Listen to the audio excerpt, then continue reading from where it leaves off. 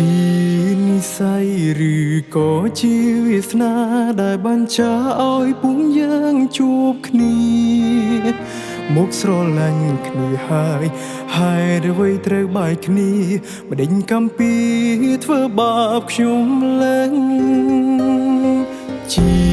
សង្សារធ្លាប់សន្យាថ្ពងដៃមានរឿងអ្វីមិនបបងគ្នាមានអ៊ំសាំងច្រើនយ៉ាងណាមិនដែលរុញរាពេលស្គាល់គេផ្លាំងបដោគ្រប់យ៉ាងជានិស័យឲ្យយើងជួបគ្នាតែប៉ុណ្ណឹងទោះបីខំប្រឹងនៅតែបែកគ្នាមិនបន្តអូនទេគឺរូបបងស្ដាយវេលាខំចំណាយពេលឲ្យទៅមនុស្សខំ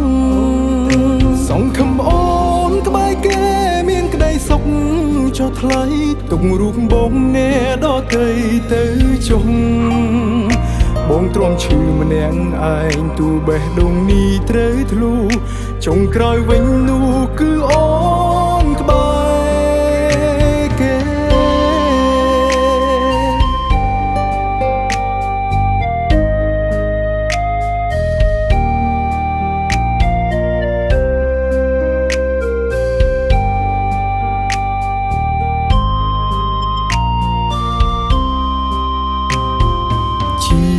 និស័យឬក៏ជាវាសនា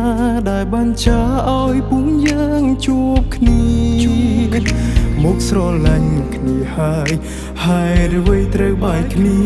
មិនដេញកំពីធ្វើបាបខ្ញុំឡើងជាសង្សារធ្លាប់សន្យាថ្ពងដៃមានរឿងអ្វីមិនបបងគ្នាមានអ៊ំសាំងច្រើនយ៉ាងណាមិនដែលរុញរាពេលស្គាល់គេផ្លាំងបដោគ្រប់យ៉ាងជានិស័យ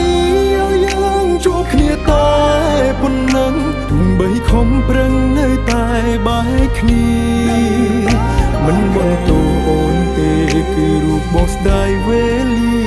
ខំចំណាយពេលឲ្យទៅមនុស្សខំសង្ឃឹមអូនក្បែរគេមានក្តីសុខចុះថ្លៃទុករូបបងអ្នកដទៃទៅចុះបងទ្រាំឈឺម្នាក់ឯងទូបេះដូងនេះត្រូវធ្លុះចុងក្រោយវិញ